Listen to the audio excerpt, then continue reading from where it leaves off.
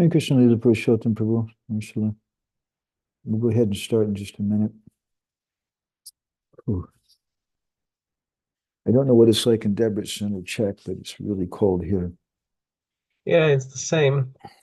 It's always cold in your place. Oh no, what's going on? Maybe it's going. Oh, Nityananda.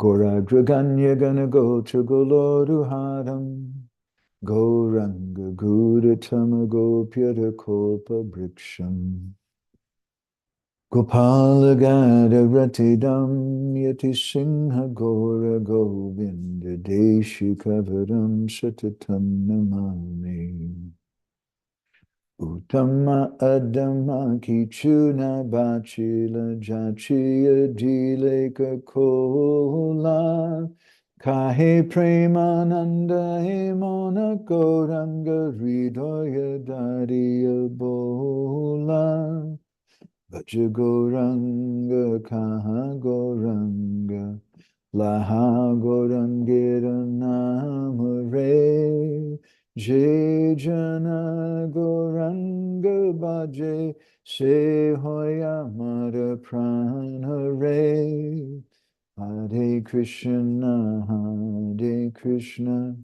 Krishna Krishna, Hare Hare, Hare Rama, Hare Rama, Rama Hare Hare, Yashaiva Padambuja Bhakti Labhya, Prema-bhakti-candrika Paramapamita, Tasmai Jagan Mangala Mangalaya Chaitanya Chandraya Namo Namaste Chaitanya Chandraya Namo Namaste Chaitanya Chandraya Namo Namaste Madgavirapi Gopalam Srikuryat Kripaya Jadi Tadaiva Sambhaya Pitva Vishayustat Priya Janaha Shri Krishna Krishna Chaitanya Sasanatana Rupakam Gopala Raghunathabda Brajabala Bapahiman Vanchakalpa Tarubhyascha Kripa Sindhubhyevacha Patitanam Pavanebhyo Vaishnavebhyo Namo Namaha Jai Shri Krishna Chaitanya Prabhu Nityananda Shri Advaita Gadadha Srivasadi Gaura Bhakta Vrinda Hare Krishna Krishna Krishna Hare Hare Hare Rama, Rama Rama, Hare Hare.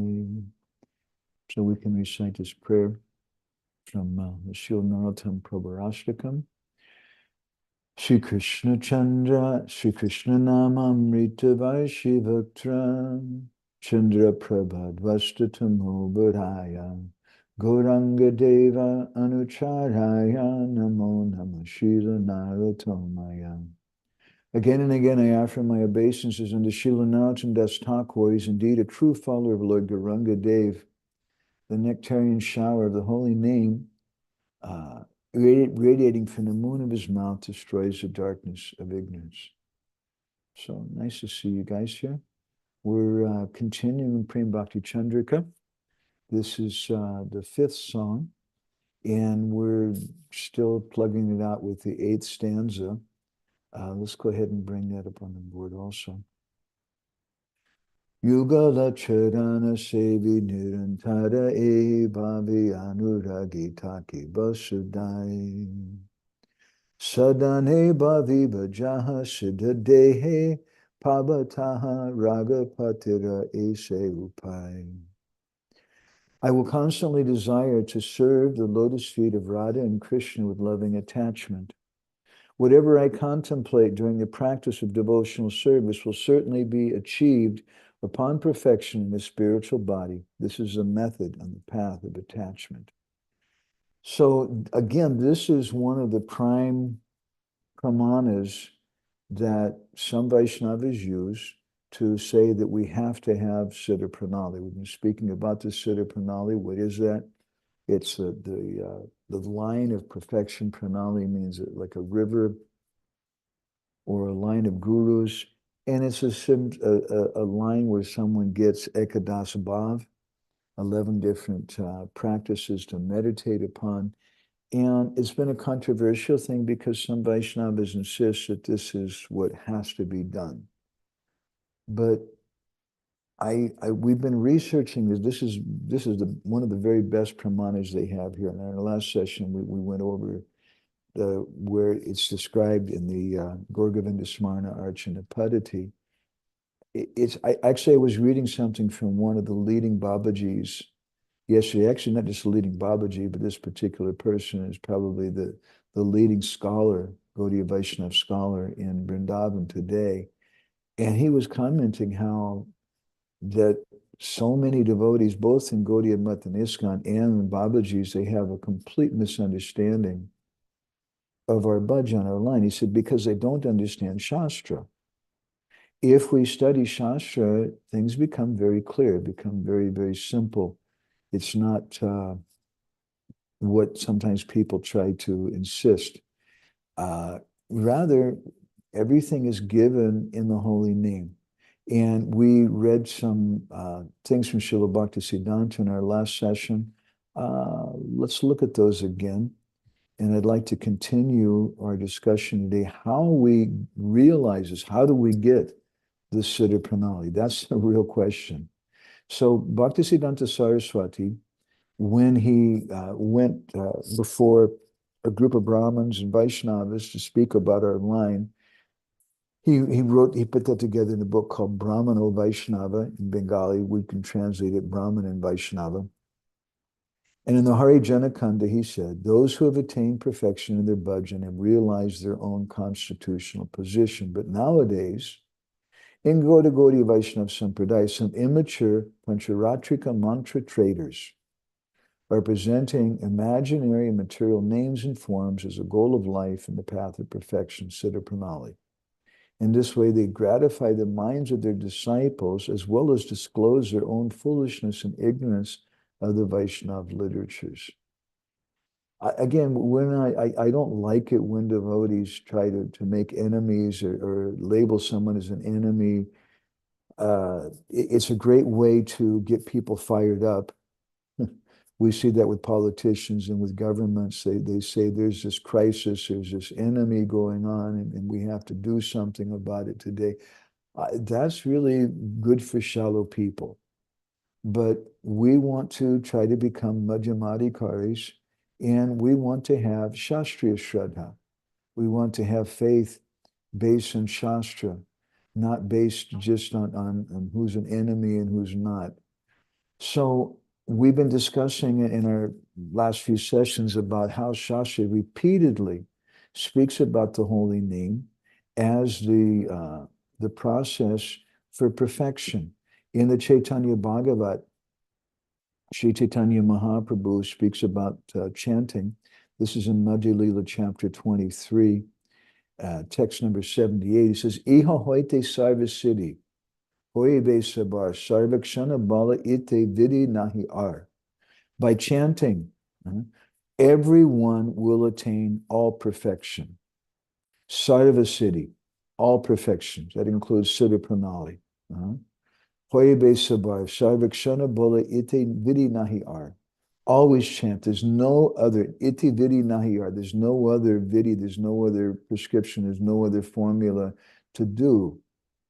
So if you have faith in the words of Chaitanya Mahaprabhu, then this is all that's required. But some people, and again, generally, I find that it's mostly immature devotees who don't really have a very clear understanding about Shastra, and they just want to promote their particular guru pranali, the particular system they have from their guru. But as Shiva Ramaraj comments in Sankalpa Kaumudi, he said we should clarify that Sankirtan of the Maha Mantra is not quote, another Siddha-pranali. According to Chaitanya Mahaprabhu, it's the only Siddha-pranali for people in general in Kali Yuga. It's the only Siddha-pranali. It's the only Siddha-pranali that's given. Some Vaishnavas have another system. That's okay. We're not against that. But we want to understand, what does Chaitanya Mahaprabhu give? What does our acharyas give? And they're very, very clear about that. So as we spoke in our last session, we can't separate the devotees from the holy name. And this is something I've really been meditating on a lot. I've given, I don't know what day is today, Wednesday. We've given Monday, Tuesday, Wednesday. We've given 4 classes since we've been here, and have had a few conversations. And I think in every one of the talks we've given, I've been meditating a lot on what does it mean to enter into this place. It's a nice place, New Brajadam. Some people may not be so thrilled with it. They may say there's some politics, there's some of this or that, but there's some politics everywhere. But I've come here to this place. What do I want to accomplish? That's my question for myself. I was deeply meditating on that. And I was thinking about how I've seen in Ayendra Prabhu's Sangha, in the 24-hour kirtan. I've seen in my Guru Maharaj's Sangha, in Bhubaneswar. I've seen in many, many different sanghas, people try to enter in different ways. They'll put on the right kind of dress. They'll look like, in this particular way, they'll try to imitate maybe the way Ayendra Prabhu looks, or in Bhubaneswar, they have some idea they're going to memorize Shastra, and they're going to come to all the classes and things, and they're going to jump up and down the highest and try to catch the flower garland and whatever. But something happens, and a lot of those people, Krishna Kun, can you turn your volume down on your computer? I can hear it in this room too. Or better yet, if you have some headphones, that'd be better. But or maybe better if you can go into Giri Raj's room. But I see that that's not enough. Just like here in New Brajadam, we've been speaking with the devotees. Some of you may have heard our class today. How do I enter this place? They have a Jai and Vijay in front of the door, and we kept saying, I can touch their feet, but that doesn't mean I'm really entering into the place. There's so many tourists who come here. I mean, some of them are Hindus and Indians, and they touch the feet of Jai and Vijay, but they go inside and they don't have a clue of what's going on. And I've seen the same thing in my Guru Maharaj's Sangha, in Ayendra Prabhu's Sangha, in so many different Sanghas. People have an external understanding of how to enter into that Sangha. And all of this has to do with our conception of ourself. Bhayam dvitiya binivesita shari sharipitasya viparya yosmiti. When we're absorbed in material consciousness, then some people, they go to, they think this is like something I'm going to add in my resume.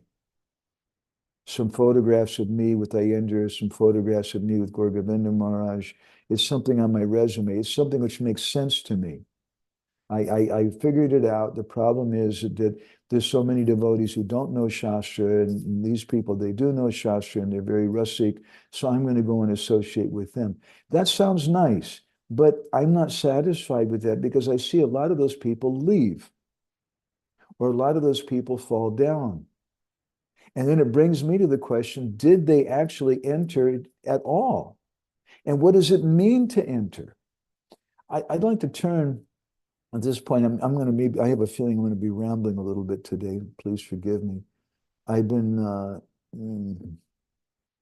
thinking about this thing quite a lot recently. Let's turn to Bhakti Rasamrita Sindhu. So we want to develop bhakti. We want to realize our Swarup. Bhakti Rasamrita Sindhu is a book for that.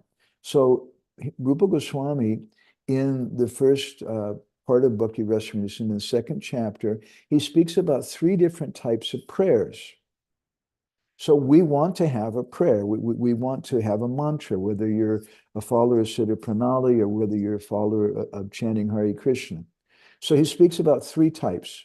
Samprartana atmika dainya bodhika lalasa moyi. So these three types are Samprartana, or Vishnu Chakravarti Thakur, he defines it as Anutpanabhavasya. These is from people, Anutpanabhava, who haven't attained the stage of bhav yet. And then the Lasa Utpanabhava Shiti Beyogi, the Lasa Mai is the third type. And those are statements from people who have attained bhav. So Vigyapati in general means a kind of prayer. And these are the three different types. Dainya Bodhika means some statement of humility, incompetence, that I'm not qualified. And my Guru Maharaj speaks about that a lot, that you should cry to Krishna and you should reveal your heart to Krishna. But the question here that comes, which Bhakti-Vigyan Maharaj brings up in another place, he says, at a first glance, it seems a little strange that you have this sequence, and Rupa Goswami is giving these as a sequence, that's also clear from Vishwanath's commentary there, that Samprartanatmika begins and it precedes Dainya Bodhika. Dainya Bodhika means that prayers of humility and repentance, I'm a real bad person. This and that. We would think that's what it begins with. And my Guru Maharaj, oftentimes he speaks about Atmakrandana, or the crying of the soul. But here is a clue from Rupa Goswami that no, first begins Samprartanatmika. And Samprartanatmika means that we have some, they're prayers of entreaty to Krishna. And what's the difference? Samprartanatmika indicates that we have some surrender. It indicates that we have a connection with a person. And this is a very valuable clue. This is what a problem that I see in many, many different Vaishnavas. They go to some exalted personality like my Guru Maharaj, or like Srila Sridhar Maharaj, or like Ayendra Prabhu, or this or that, and they dress the dress. They start chanting 1 lakh a day or 2 lakhs a day or something, and they do this thing and that thing, and they're right there to serve it, and they're right there to get the mercy, but they don't get it. Why not? What's the missing key? It's such an important thing. So that missing key is Samprartanatmika. We're maybe going to Dainya Bodhika. I am just a schmuck. I am a really bad person. I am evil. I have all these material desires and this and that. That's good. But that comes after Samprartanatmika. After we do the same thing, we're submissive. We submit our mind and body and everything to the Lord through the medium of Guru. And my Guru Maharaj, many times he said that Krishna likes confessions. So I've seen many times some devotees, they do the Dainya Bodhika, but it's not real. Sometimes it's just a kind of show that we have that, oh, I'm so humble. What does it really mean to do Dainya Bodhika? Dainya Bodhika means that when you've understood something about yourself, but I'm so much in Maya that I don't understand myself. I don't understand who I am. And so I have this conception, this agenda in my mind that I dress this way, I do these things, I do 64 of these or 128 in the whatever. I'm going to do this thing, and then I'm going to be there. I'm going to get it. We have a particular formula, but we miss the first part. We miss a submission to Krishna's devotees. And we're not going to get anything.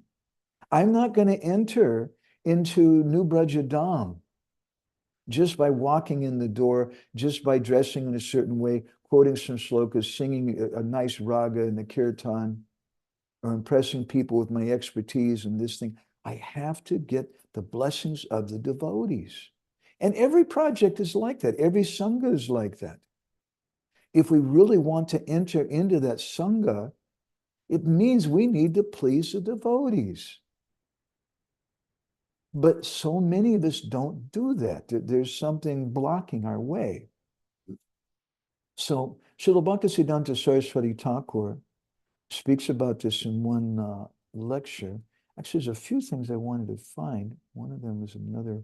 Anyway, the question was asked to him, what is the difference between weakness and deceitfulness or hypocrisy? It's a real bomb. He says it's one thing to be weak, but be deceitful is another thing. They're not the same. And good things happen only to someone who's free from deceitfulness. A deceitful person doesn't get any benefit. Another name for straightforwardness is Vaishnavata, the quality of a Vaishnav. A straightforward person can be weak, but he's not deceitful. So how is it that we're deceitful? He says a person who's deceitful says one thing and thinks another. A weak person is always ashamed, sorry, and mortified because of his own inadequacies, but a deceitful person is proud of his own tricks. And he thinks, I'll deceive the acharya, I'll fool the doctor, I'll hide the poisonous snakes of my bad tendencies in the dark recess of hypocrisy and not let anyone know about them. I'll get some name and fame from other people by pretending to be saintly.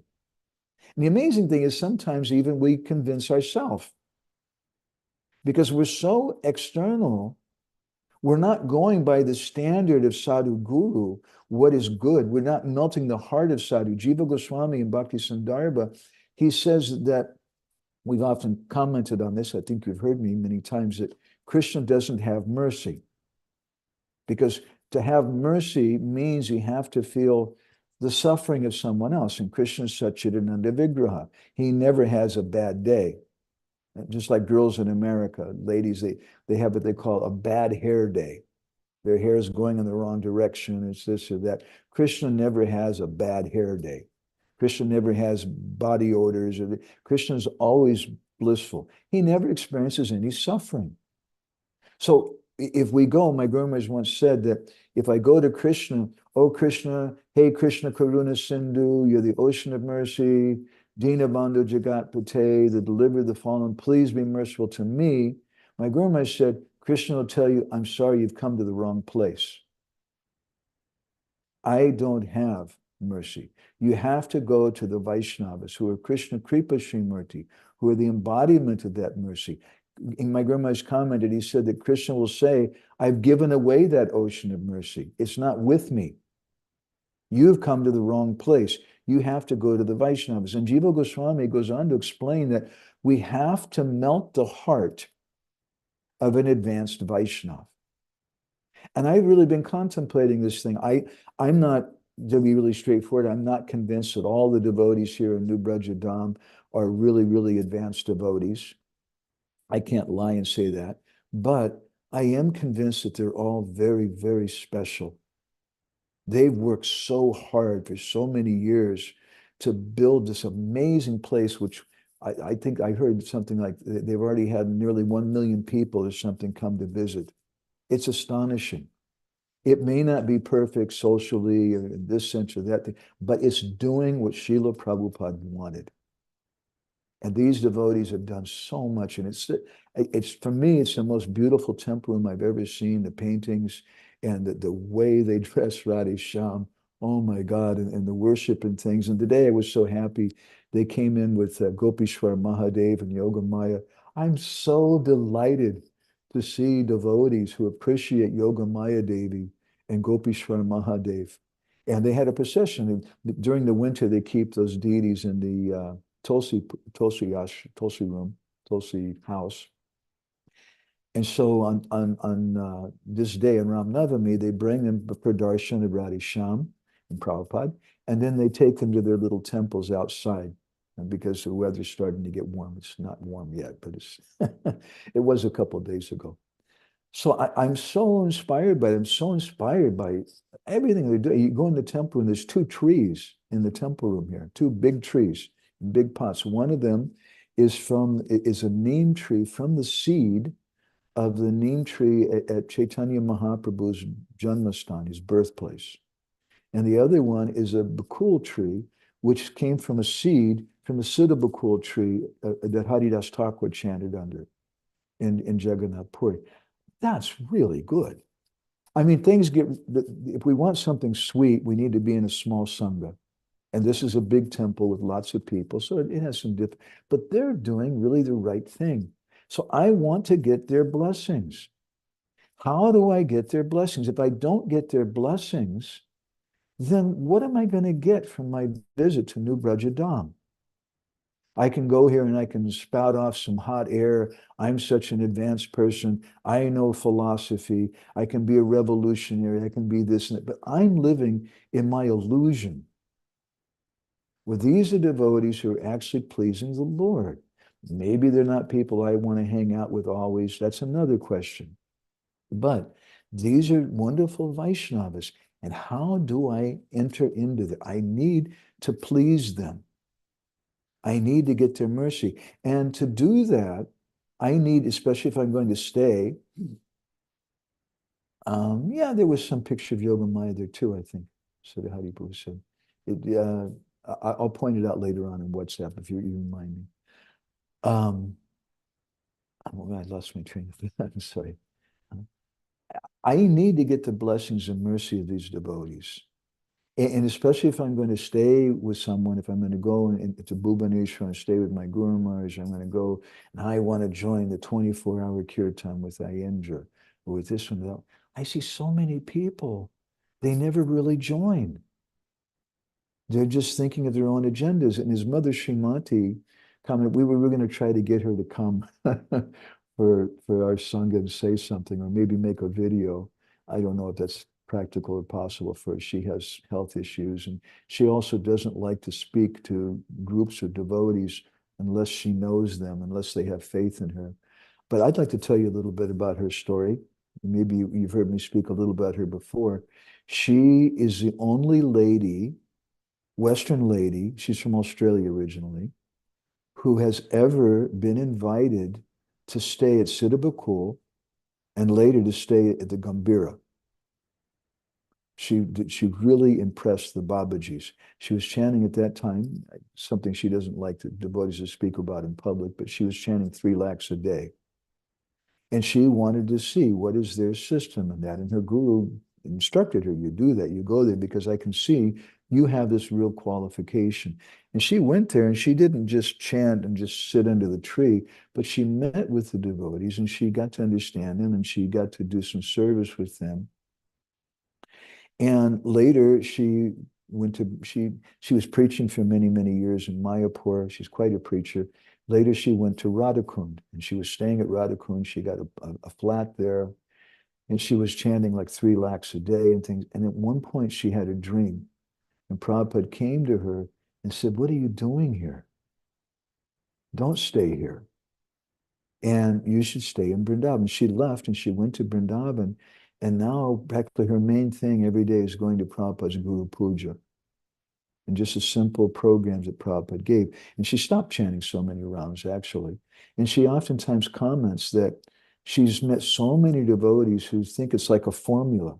I'm going to chant this number of rounds. I'm going to fast on this Ekadasi. I'm going to eat like this. I'm going to dress like this. My sleep is going to be like this. And I'm going to get some result.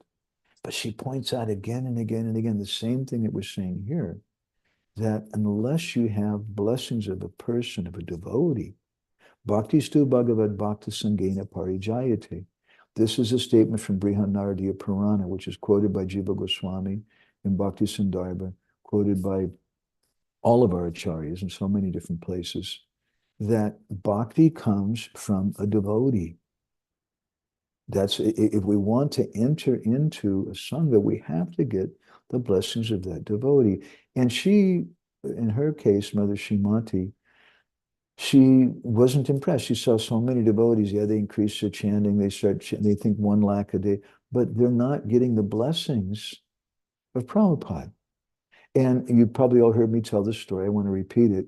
My Guru Maharaj, once in Bhubaneswar, some of my godbrothers were speaking amongst themselves, and one of them was saying, yeah, Guru Maharaj, he has some secret mantra, or maybe he's chanting 1 lakh a day or something. And one of Guru Maharaj's godbrothers who was there, who was a friend of Guru Maharaj, he's also a friend of mine somehow. And he said, no, Guru Maharaj is not chanting anything different, and he's not doing anything different. They said, no, no, no, you don't understand. So later he went to Guru Maharaj. And he said, Guru Maharaj, they're saying that you're chanting 1 lakh a day, you're chanting some secret mantra, he has some secret process. And Guru Maharaj said, they are fools. They don't know anything. He said, I've only ever chanted 16 rounds. And from those 16 rounds, I've realized my swarup and the swarup of my guru. Now, when I say something like this, it may give us some doubt. Well, how Govinda Maharaj is saying that, but then we've also heard there's one verse, and only one verse that I know of, in Chaitanya Charitamrita, where Mahaprabhu says, I only take prasadam in the house of a Lakeshwar, someone who's chanting at least 1 lakh a day. And interestingly, we don't see, I don't think it's possible that Mother Sachi was chanting 1 lakh a day, but Mahaprabhu was taken from her. We don't hear that during their marriage that Vishnupriya was chanting 1 lakh a day. In fact, the associates of Mahaprabhu, I don't find any description of them chanting 1 lakh a day until later the devotees, Rupa Goswami, some of the later Goswamis and things, Raghunath Das Goswami, there's descriptions of them chanting 1 lakh a day. But the devotees in Navadvip and Puri, there's not description like that. But at the same time, Bhaktivinoda Thakur and Srila Bhaktisiddhanta stressed that. So how do we understand these two things? There's a purport I could find. I wonder if I can do it a little easy. Of Srila Jiva Goswami from his Krama Sundarbha, where he comments that I'm just trying to think it'd be better if I find this.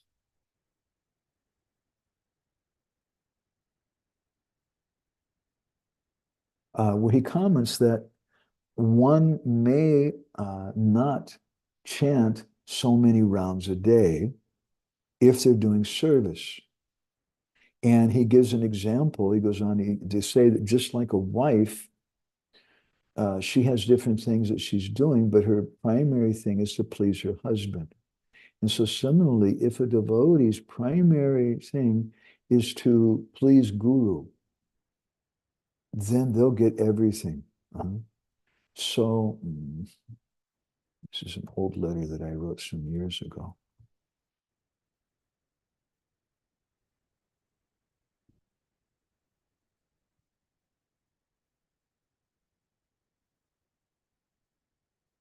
Let's look here. Here we go. Fakir Mahaprabhu spoke to us about this for so long. What are we, I'm sharing the screen. What am I sharing? Let's go here.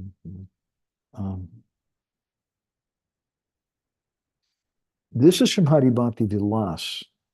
And he says a very interesting thing. Shanai Shanai Savispastam Nadrutam Navilambitam Nanunam Nadikam Vapi Japam Kurya Dine Dine. That one should, this is how we should chant japa. Don't do it too fast, don't do it too slow, and don't do Nanunam Nadikam Vapi. Don't do too much or too little. What does that mean? I thought we should always chant Kirtaniya Siddha-hari. And again, he quotes another verse, Ata Kuriyaj Japam Nityam Shaktya Niyata Sankyaya Sankhya Purto Chakuravita Pranayam Puna Priti, that one should chant regularly according to one's capacity, affects number every day. Sankhyanam. And in his Digdarshani Tika on this verse, Sanatana Goswami explains, very mysterious thing. Shaktya yata shakti niyata nitya niyamita japa sankyatayaiva nityam japam kuryat nanyunam nadikam vapi japam kuryat dane dane ityadike sankyaya tasya purto chasam samapto satyam. This is satyam. This is the truth, what I'm saying. That according to our capacity, one should chant regularly. One shouldn't chant too much nor too little. What does it mean? It's Sankyanam. Fakir Mahaba will explain this to us at length, that there's two types of chanting. There's Sankyanam, and there's Asankyanam. Sankyanam means that it's what we've promised to do. We promise to chant a certain number of rounds a day, and that I have to do. But it's not that one day I chant 16 rounds, and the next day I chant 25, and the day after that I chant 64, and then the day after that I chant 6. It should be steady. And we should try to increase. And Bhaktivinoda Thakur encourages that. And Chaitanya Mahaprabhu tells us that Kirtaniya Siddha-pranali. Kirtaniya Siddha-pranali means that we should be constantly chanting while we're off our beads. But when we're chanting on our beads, there's a certain regulation that I should be doing. I have a contract with my guru. Because, as we've repeatedly stressed again and again and again, what is it, that verse from Chaitanya Charitamrita?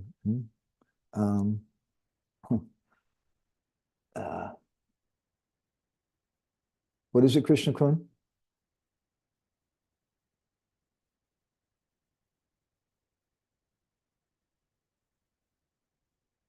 What? I can't hear you.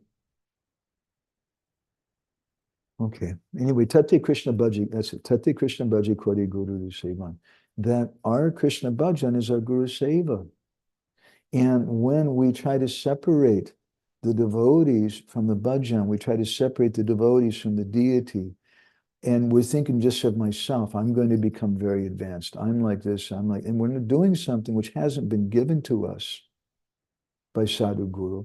We're acting in a selfish way. And my Guru Maharaj wasn't very impressed with that.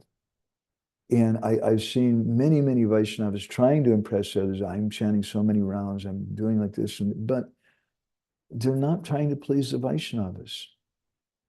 And so they may be doing some Dainya Bodhika, but they're not getting the mercy of a Vaishnava. So how are they going to make advancement? So let's go back to Srila Bhaktisiddhanta's statement about weakness and hypocrisy. He says, where are we at? So this kind of mentality is not a sign of weakness, but a sign of terrible deceitfulness. We have to reveal our heart. My Guru Maharaj stressed that so much. He said that Krishna likes confessions. And Krishna, we confess to Krishna through Sadhu Guru. And we go to them and we confess, not just to anybody and everybody, but to someone that we trust and someone we have faith in, someone who's more advanced than us. We speak about our problems. Otherwise, this deceitfulness it comes as a very, very difficult thing. He says, such people will never benefit. One gradually receives the grace of God by listening to the pure words of a sadhu in a humble, sincere mood. If we put on the garb of a devotee and become busy with non-devotional activities, if we're absorbed in material enjoyment and that becomes a priority, or if we take a tridanda and want to kidnap Sita like Ravan, then we are stabbing ourselves to death. We are doing something terrible in the name of Hari Bhajan. If for millions of births we have some weakness, some bad habits, that's not so harmful. But if we once take to the path of deceitfulness, we pretend to be devotees, but secretly engage in sinful enjoyment, then all troubles will remain with us. It's better to take birth among millions of other species as a bird or a beast or an insect than to take the path of deceitfulness. That path of deceitfulness is never good. Baba. So we have to submit ourselves to the sadhus. Jagannath Das Babaji, who was a famous Bhajan and Nandi Vaishnava, he once commented amongst his most important instructions, he said that it's better to work in the garden of a Vaishnava than to chant lakhs and lakhs of rounds. Better to go stay with Leela Purushottam Babu and pull some weeds, and plant some trees and whatever, than to just chant lakhs and lakhs of rounds as a show. We want to please the Vaishnavas. And when we chant to please the Vaishnavas, that's the best. That's the best way to please the Vaishnavas. I remember we go many times to Tota Gopinath temple. And there was one sadhu there. There's been many sadhus there over the years who've had some affection for me. There's one sadhu, more recently, he was a sannyasi from the Gaudiya Mutt, but he was chanting like, I don't know, 2 lakhs a day or 3 lakhs a day or something for a long time. And when I would go to Tota Gopinath temple, he would engage us in service. And oftentimes he would come and give us a broom and tell us you sweep outside in the courtyard. And we were doing that. And I remember several times I'd be out there sweeping. All of a sudden he'd come back again and say, no, no, no, actually don't do this. He said, Gopinath likes when you chant. You should go do kirtan. And he would push me to go inside the temple room and do some bhajan for Gopinath, which we would do. But my mood was, he's here at the temple, he's close to Tota Gopinath, so whatever he says, I want to do. I want to please the Vaishnavas. Not that I just want to go to Tota Gopinath temple and try to impress everybody with my great ability. There's a quote I really wanted from Srila Bhaktisiddhanta. I collected a few things today. Let's see if I can find this in another place here. Just give me one moment.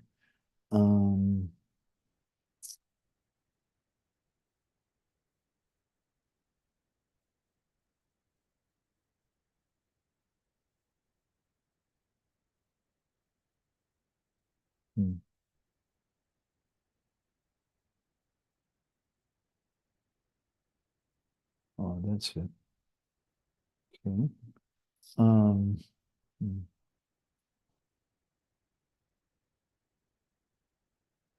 Here it is. This is a statement from Srila Bhaktisiddhanta Saraswati, and it's quoted in Bhakti Vikas Maharaj's book. That's where I just found it, but I'm not sure of the original source. I'm just going to paste it in here. It's a brilliant, brilliant statement. Here we go. Let's look at this together. Yeah.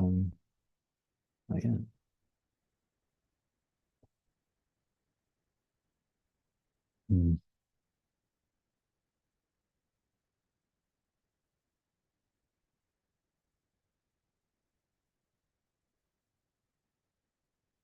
Hmm.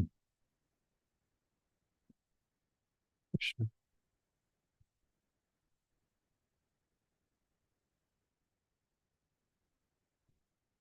One moment.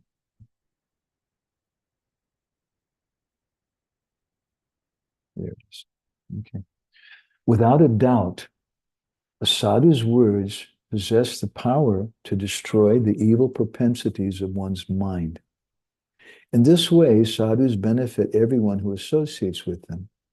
There are many things which we do not disclose to the sadhu. We should, but there's many things we don't. The real sadhu makes us speak out what we keep concealed in our hearts. He then applies the knife. The very word sadhu has no other meaning than this. He stands in front of the block with the uplifted sacrificial knife in his hand. The sensuous desires of men are like goats. The sadhu stands there to kill those desires by the merciful stroke of the keen edge of the sacrificial knife in the form of unpleasant language. If the sadhu turns into my flatterer, then he does me harm. He becomes my enemy. If he flatters us, we will be led to the road which brings worldly enjoyment, but no factual well-being. So this is our process of Siddha-pranali. Bhaktistu Bhagavad Bhakti Sangena Parijayate. We have to associate with devotees, but we have to associate with them in a sincere way, in an honest way. And how do we do that? Srila Prabhupada gave us simple formulas. Prabhupada didn't appreciate it when devotees went and chanted by themselves or did things separately. Prabhupada gave us a morning program over and over again. I was just reading recently, Prabhupada was saying that you just, every day you should get the devotees to chant 16 rounds, follow 4 regulated principles, and go to Mangal Artik. Prabhupada always stressed Mangal Artik. And the morning program is such an important thing. So by doing that, and by being steady with it, which is also something Srila Prabhupada stressed so much, what happens? It may not look so fancy as some of the devotees who came to Bhubaneswar with my Guru Maharaj, or to be honest, some of the devotees who went to Ayendra Prabhu or this or that. It may not look as far out as some of those devotees. They may look simple, and maybe sometimes they may be a little sentimental and not so mature. But if they're steady in what they do, if we're steady and we serve the Vaishnavas and they can depend upon us, then so much will come to us. It's such a very, very important thing.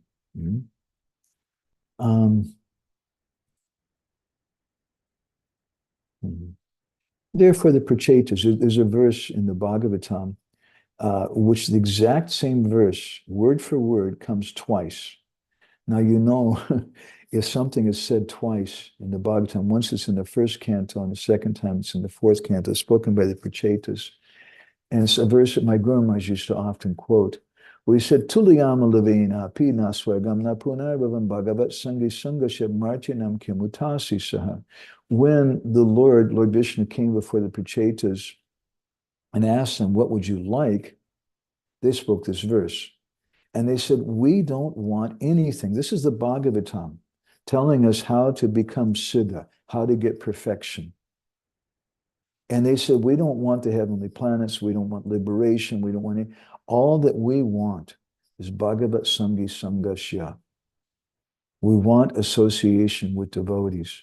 As Jagadananda Pandit comments in Prema-bhakti-candrika, it's a verse which I remember seeing on the wall in Bengali script and several different Gaudiya Mat temples. A very important verse. Sadhu Sangha Krishna Nam E Matu Chai.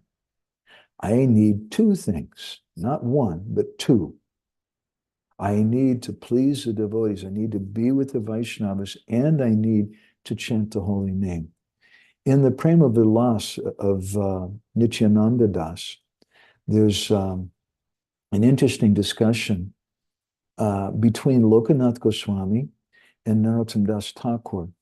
Let's look at that. This is in the 11th chapter. I like these verses so much. I went through, I found the Bengali and I transliterated it. I'd like to share this with you. Mahaprabhu Agya Achi Harinama Prati Jivera Rakshara Laga Dibine Samprati. Lokanath Goswami told Narottam Das Thakur that Mahaprabhu is instructed how Harinam should be given for the living entities.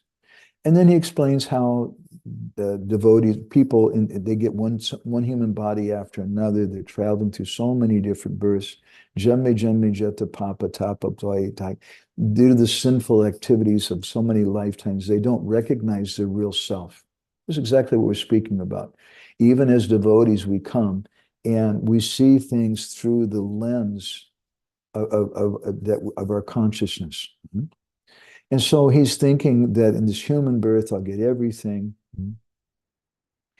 But this entanglement, hena roga, roga means a disease, hena roga dura kore Krishna bhakta rupe. This entanglement is cured by Krishna in the form of a devotee. Krishna namadili hoyine guru surupi. Krishna manifests the form of a guru sadhu. And he gives the holy name through that person. We have to get that through a person. Srila Bhaktisiddhanta Saraswati said in one lecture that if there's no name, if there's no sadhu, there's no name. If we're not properly associating with devotees, there's no name. We're not getting the name properly.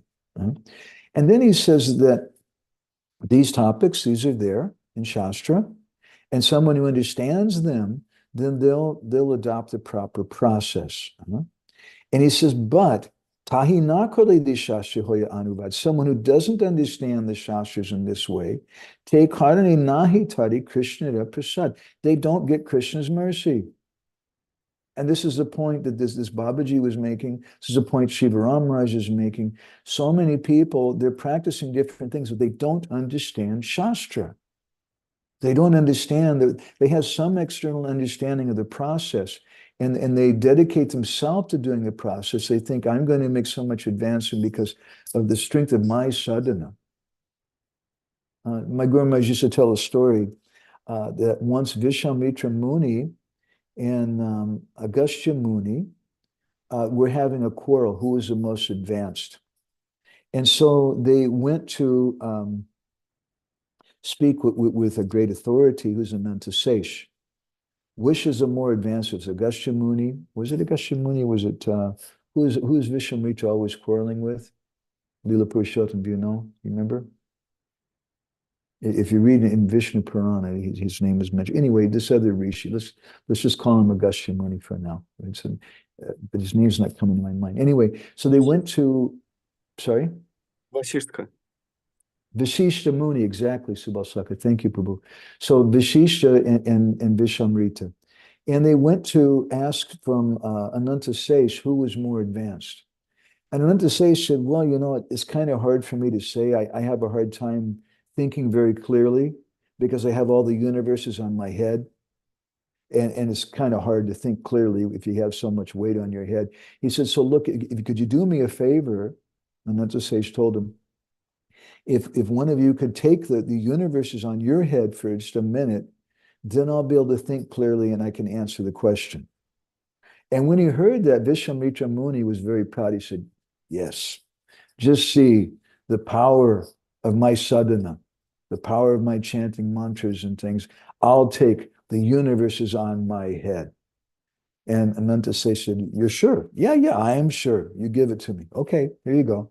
And Ananta Sesh shifted the weight of the universes on the head of Vishwamitra Muni. And immediately he started becoming crushed. Oh, take it back, take it. And the whole universe was shaking. And then he turned to, Ananta Sesh turned to Vasishta.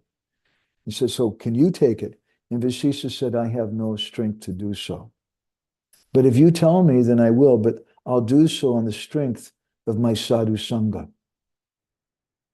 And then Ananta Sesh gave Vasishta Muni the weight of the universes, and Vasishta Muni kept it perfectly on his head. My Guru Maharaj told that story to illustrate the point that it's not that we have some imagination about our sadhana, but it's by the mercy of sadhus. So if we don't understand the teachings of Shastra in this way, then nahi tari Krishna prasad, we don't get Krishna's mercy. So Krishna distributes this thing to Shastra, and by Shastra we can understand who's a bona fide guru. And for a year, ekavatsara dekibena, we should watch, we should stay with the sadhu, see if they're an actually qualified person, observe how Gurudev is behaving, understand and serve Gurudev in different ways. And then the guru, he'll understand, Guru Buji Bena, Shishya Jadamata Acha. He'll see the behavior and the nature of the disciple, and he'll see yogyata, ayogyata, what the qualification and disqualification of that disciple are. He'll know how to deal with him. And therefore, Rupa Goswami says, our prayers begin with this. They begin with surrender to sadhu. And then he goes on to say something very startling. Harinama Sadiba, Guru Sange Taki Sada, Vaishnavera Sange Loba Koriba Sarvarta. If we want to get the holy name, Harinama Sadiba. Now this is interesting because in sequence in these verses, he's talking about people who've already gotten the holy name.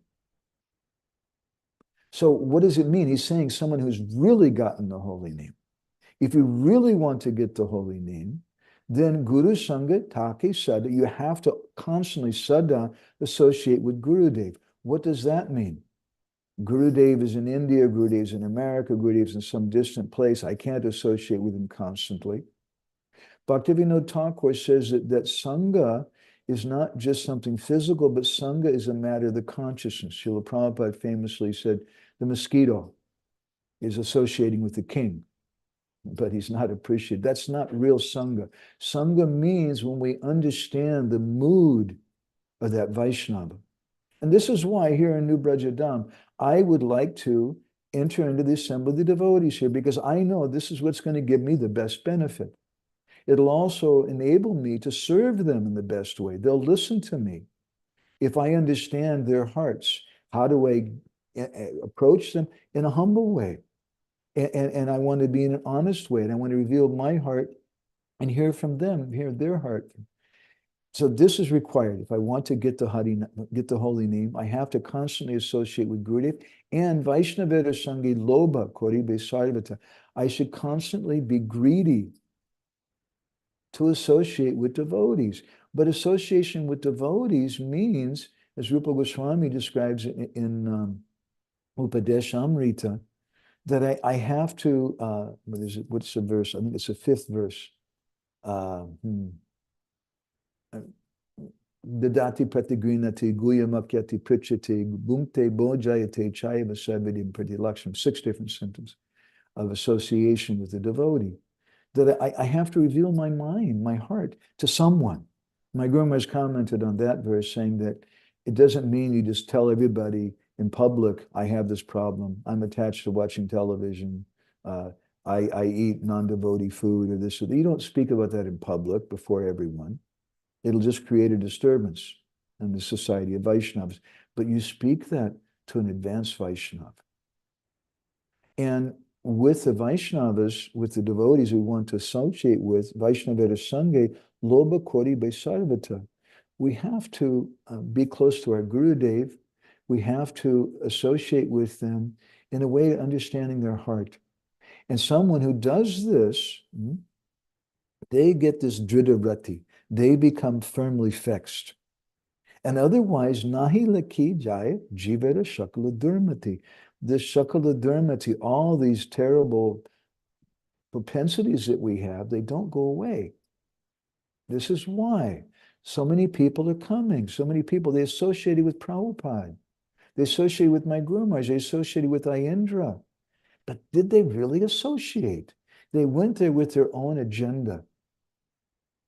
And so then he goes on to explain Hare Krishna Mahamantra Sari Dibanishi Kona Yuge Prabhu Kripa Haya Hinabasi.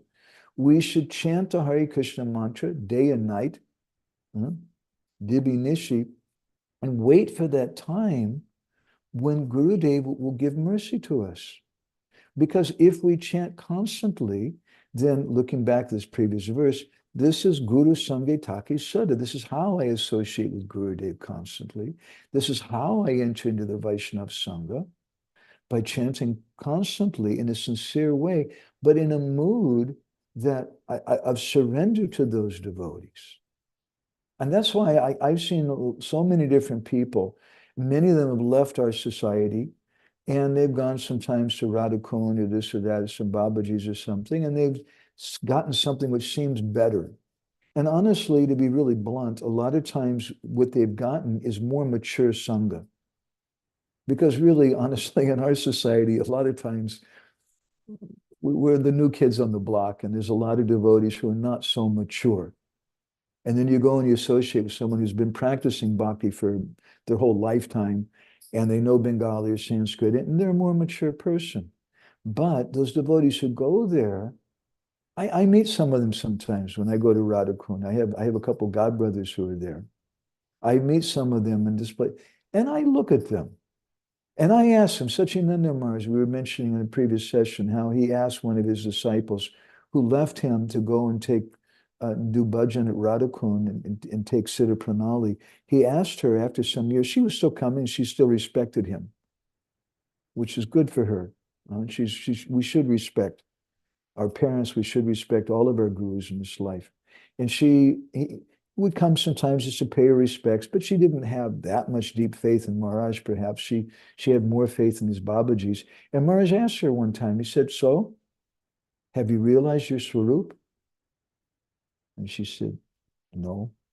I have a mantra, but I haven't realized it.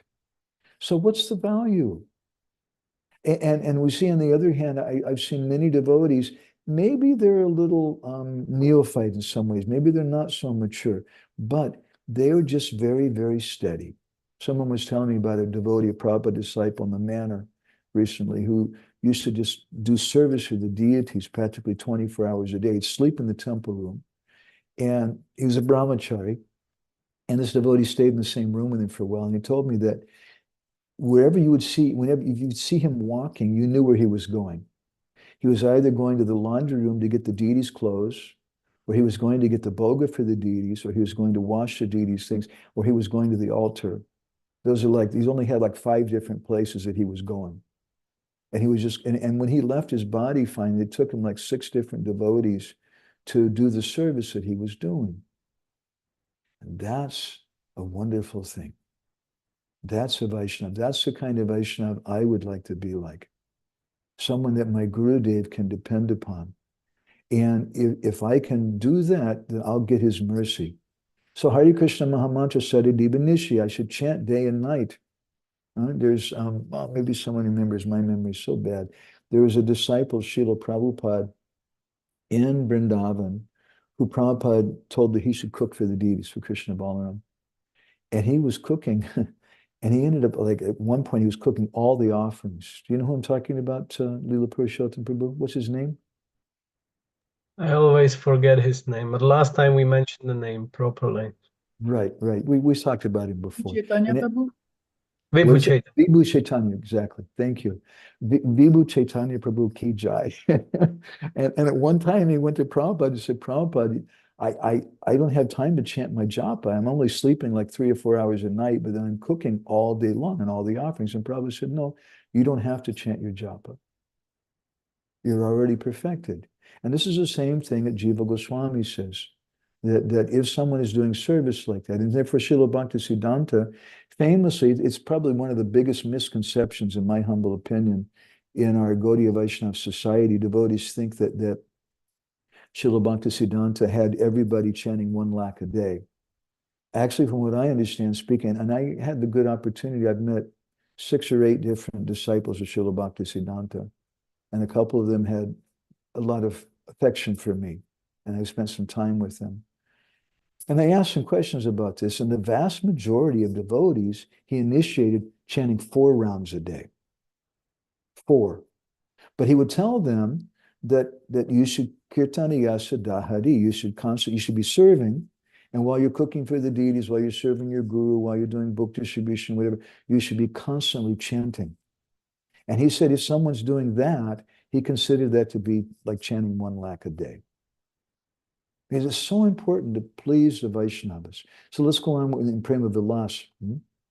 So we should chant the Hare Krishna mantra day and night, waiting eagerly for the time when Gurudev is going to give his mercy on me. By the mercy of Gurudev, Srila Bhaktisiddhanta said, it's not that Gurudev instructs you in the Siddha-pranali, but by the mercy of Gurudev, it arises in the heart.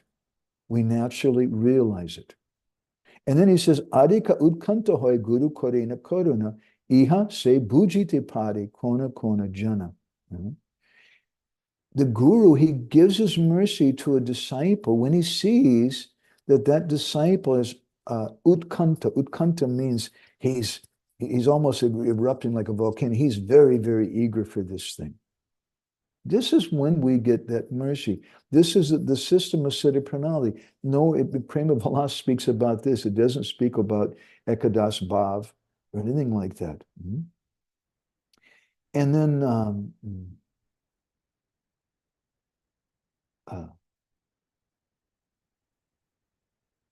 the conversation continues between Lokanath Goswami and Narottam Das Thakur. Let's see. So he says that very few people understand this principle. And then in the next verse, he speaks something more. He says, Sishya mana bhuji guru vishvasera kata, yogita nahi lekripa nahi be sarvata. According to the determination, the visvas, in the heart of that disciple, Gurudev gives instructions accordingly. And he says that there's yogyata nahile, if there's no qualification, then kripa nahi be sarvata, that mercy won't manifest. And he's speaking in the context about chanting the holy name.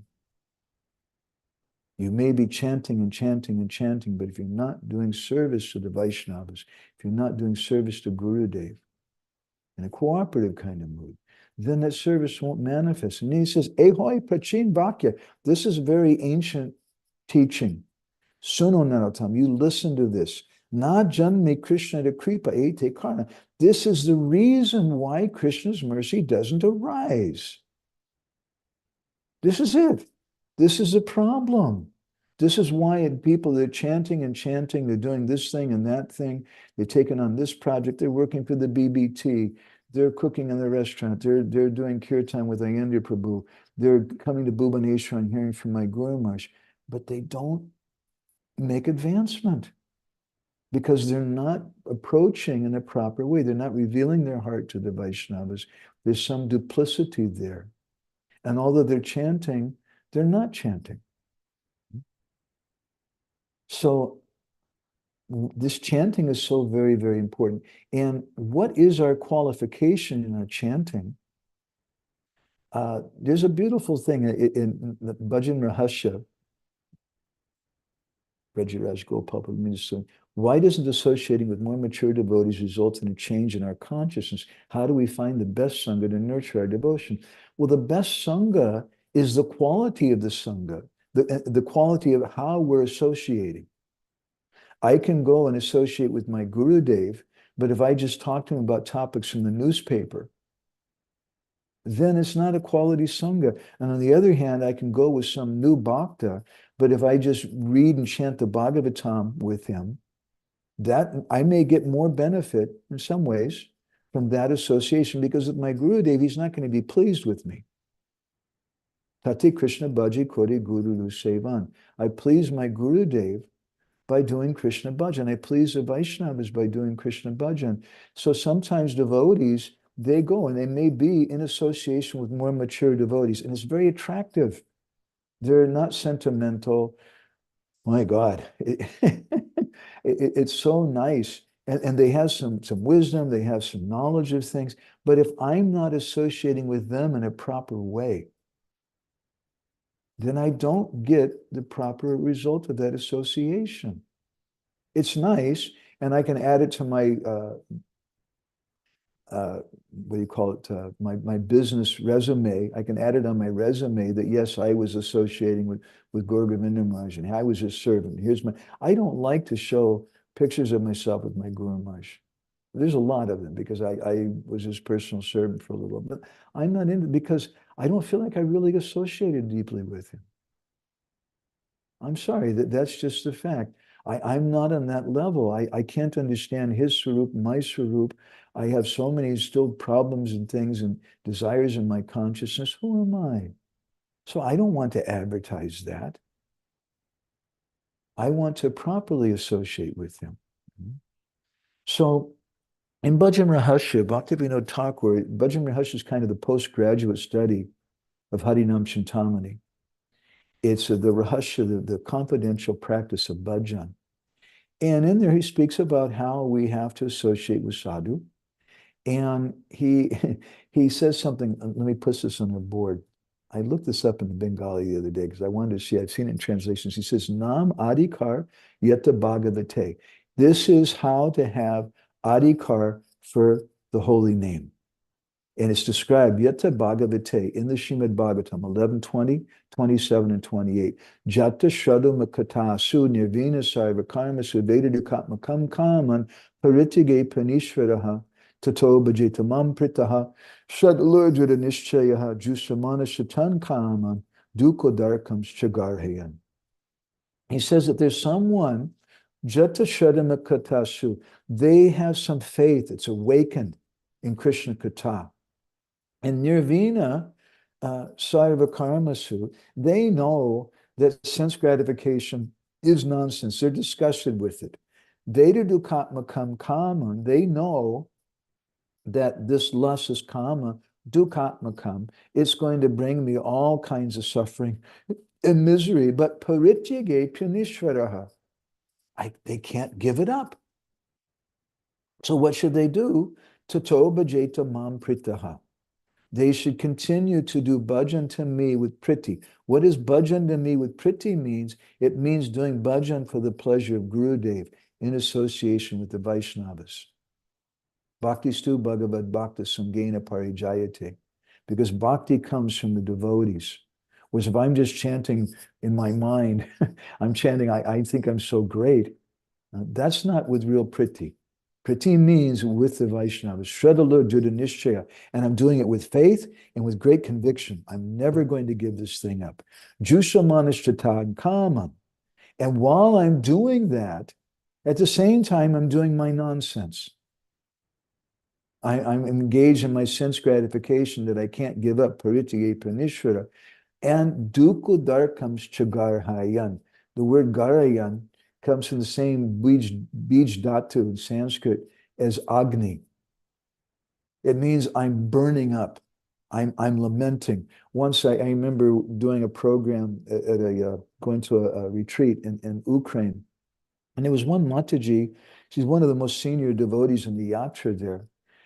And she'd been around for, I don't know, 30 years or more at that time. And she asked a question. She said, look, why is it that the grihastas, she asked that question, which we don't often talk about, why the grihastas are not all following four principles and things. And I told her, I said, well, I spoke about this with some of Prabhupada's personal servants, like Harisari Prabhu. And he told me sometimes some of the sannyasis were coming and telling Prabhupada they weren't able to follow the principles things. And Prabhupada said, anyway, do the best that you can. And she said, well, why don't we tell people that? Why do we stress this thing, and you have to follow four principles in Grihastha Ashram and things? And I said, that's a very good question.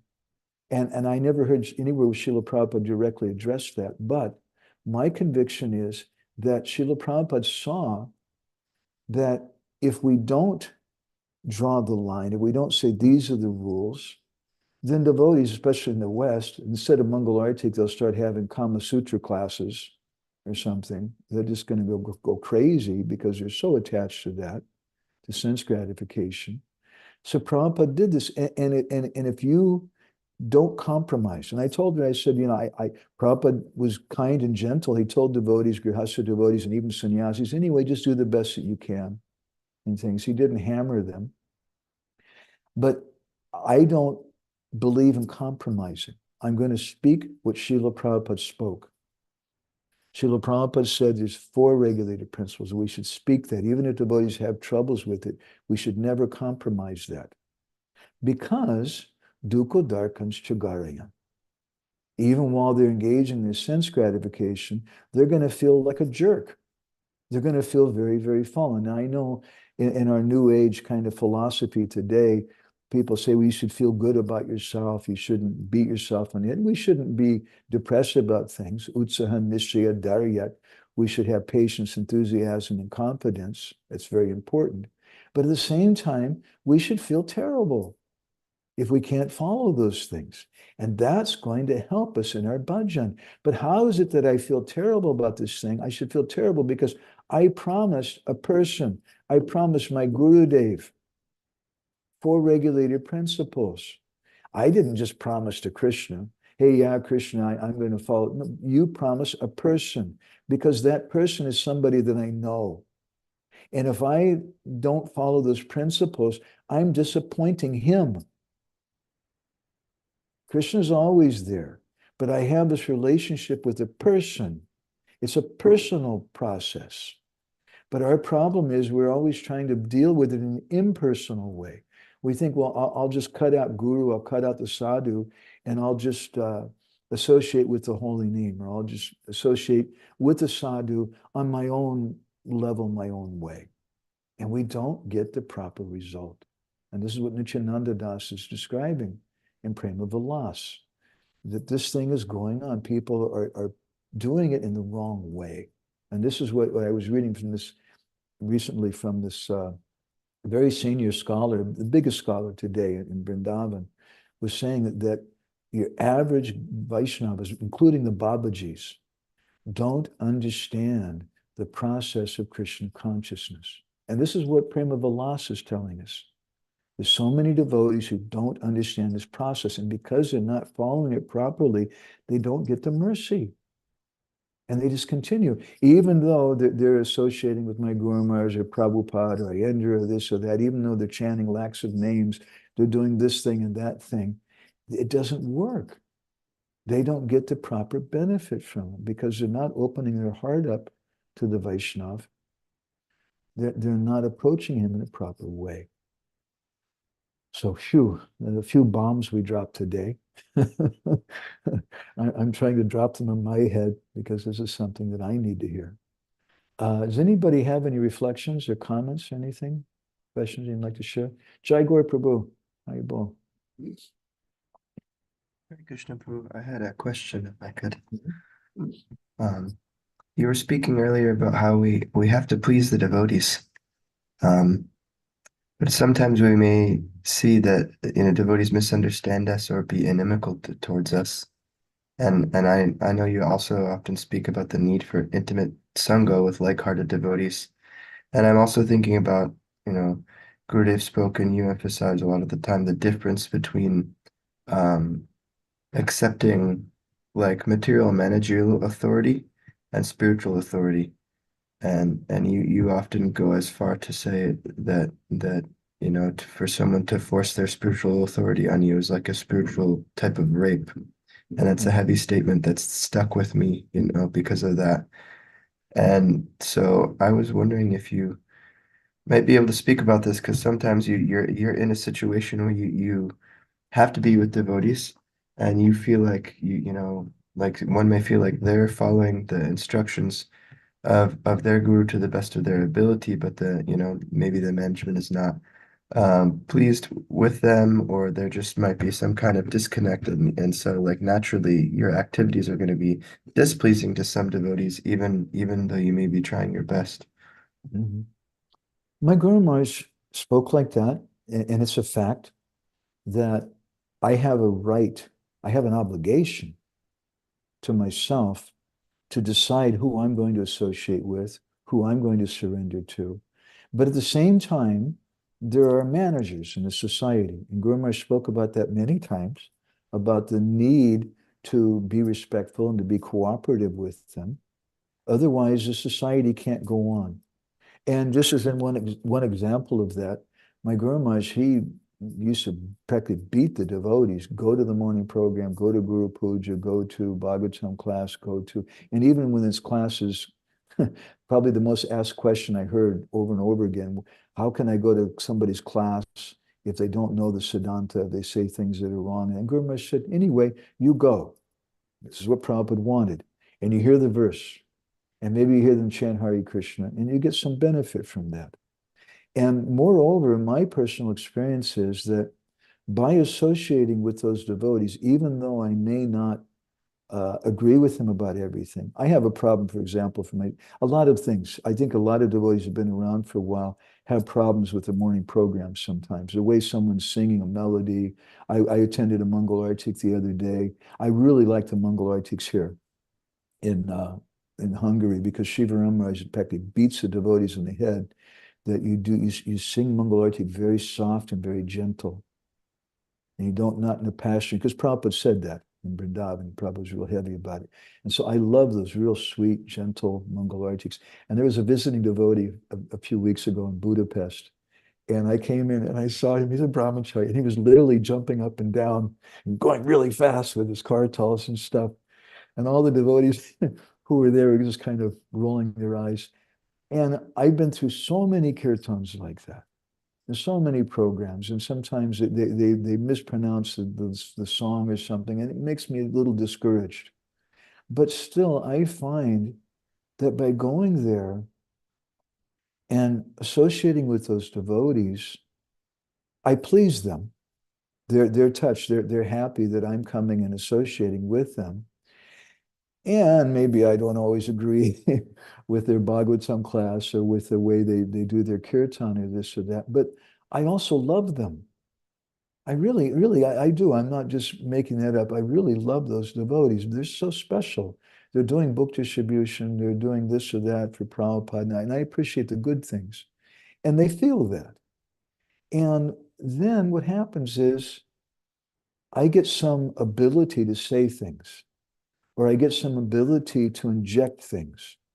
So many of my godbrothers, they criticize me. I'll tell you honestly, one of them said that, to put it really graphically, I'm sorry, he said, I'm licking the ass of the GBC and different persons, Hare Krishna. They think I'm just out to get some money or something. I'm here to do some service for my guru. And I associate with so many different people, but I need to know what kind of hat that I put on. And when I go to Czech Republic and I do give some classes there, I put on a certain kind of hat. Because if I wear the hat that I'm wearing right now, when we're speaking about Prema-bhakti-candrika, they'll freak out. And I'll have big problems. I need to know what hat to wear at what time. And that's a kind of maturity. And at the same time, I want to associate with people who are like-minded. But I've been finding going to programs in the Budapest temple, I don't always agree with everything, the way they do things or whatever, but I've met some really, really sweet devotees, some young devotees. They really love me. I love them and they love me. And they come to me and they pour their hearts out to me. And I'm able to help. And I'm very 100% confident my Guru Maharaj is pleased by that, by me doing it. And Prabhupada's pleased by me doing that. Now, I could just not go and have a program in my house, which we do in Puri, you know that. And maybe it'll be more satisfying in some ways because we can have the right melodies and the right mood and whatever. But there's something to be said to help Srila Prabhupada's mission. And I have to wear a hat for that. Actually, I have to wear a dhoti with a kacha, a tail in the back. And I have to dress in a certain way and do a certain thing because that's part of the game. I have to shave my head. Honestly, for myself, I wish I could just grow a long beard, just wear jeans and be a Hare Krishna devotee like that. And why do I have to wear this dhoti? And why do I have to shave my head? But if I don't wear this uniform, I can't do that service. I can't serve my Gurudev and Prabhupada. And I'm 100% convinced, I know, I've experienced, they are pleased with me by doing that. And I'm 100% convinced, I've experienced it. It makes a difference. It touches them. Devotees come to me all the time. My God, thank you so much for sharing that and just for being here. But if I just keep to myself and have my own flavor, it doesn't work. Is that helpful, Jaguar? Yeah, that's very helpful. Can I ask another follow-up Sure. thing? You're allowed another one. I notice what you're saying about you're wearing different hats, and I see that, so many devotees all around, they love you for that, and that makes my heart happy because you can enter into so many different places. I was also thinking, this quote that like sometimes if I feel like if I try to do something like that, then I'm being diplomatic and the just the word diplomacy to me it feels disgusting, right? So and I'm reminded of this quote that a Vaishnav should be so straightforward that they're willing to disclose the truth even to an enemy. So I'm I'm wondering about this. Sometimes I feel like I'm trying to be straightforward in my dealings and and um and just put petty things aside and try and focus on the essence of what we're trying to do. But and sometimes that may not be appreciated. So I was wondering if you had something We to say have to about learn, we have to learn the art. Guru Maharaj once told me directly, privately, he told me, he says, Madhavananda, you have to learn how to cheat them. He directly told me that personally. I have to learn how to cheat people. And what does cheating mean? I saw with my Guru Maharaj. My Guru Maharaj was very diplomatic. Prabhupada was very diplomatic. He praised devotees. He went in San Francisco. The devotees took him in the evening. They made a bonfire on the beach, and they were roasting vegetarian marshmallows and singing with guitar and things. And Prabhupada was there having a party with them, doing like that. That's diplomacy. Prabhupada would rather, I'm quite sure, be translating the Bhagavatam, or rather doing something much deeper in that. But he did that to help those devotees. And I feel an obligation also to Prabhupada's mission. I want to help Prabhupada's mission. My Guru Maharaj beat that into me. But I want to try to do two things. I want to be able to have my personal space, which I need, and I want to try to find some sangha of like-minded devotees. That's why we're here today. But at the same time, I also have a mission. I'm part of the mission. I'm part of the society, and I want to go and help that. Unless I do both of those things, I become unbalanced. And I've seen a lot of devotees who are better than me in Sanskrit, better than me in Bengali, better than me in sadhu sangha in terms of the time they've spent with it, better than me in terms of their Nama-bhajana and how many rounds they chanted and things. But I've seen a lot of them end up leaving and going back to being a non-devotee. And this is what we were speaking about before. Why? Whereas on the other hand, I've seen devotees who seem like, the Mickey Mouse of devotional life, just doing the same old basic Haribol kind of stuff, but they're able to do it for years and years and years. And they're pleasing Prabhupada. I'm convinced of that. And I'm not talking about cheaters. I'm not talking about people who are promoting bogus philosophy or something. There's so many gentle, sincere devotees. In the manor, we had Krishna Krohn, what is her name? That Mataji, she's from Poland originally? Madhu Kalangana? Mother Kalangana. Mother Kalangana ki jai. Oh my God, I just become ecstatic when I think about Mother Kalangana. She left her body a few years ago. She was the simplest person, but she was so dedicated to Prabhupada and so dedicated to her services. And somehow she really liked me. I don't know why, but she liked my classes and things very much. She was a very, very deep person, but on an outside level, she was just very simple, just making sweets for the deities every day and associating with the general devotees and doing the general things. There's a reason why Prabhupada had us work together with the society. I was really pleased, Leela Purushottam Prabhu, to switch a little bit to you. When we went to Czech last time, because Leela Purushottam, like you and I, Jaigor, he's a bit of a rebel. All three of us are rebels, I know. Leela Purushottam, he's a famous rebel. He's the most famous rebel probably in the Czech Republic.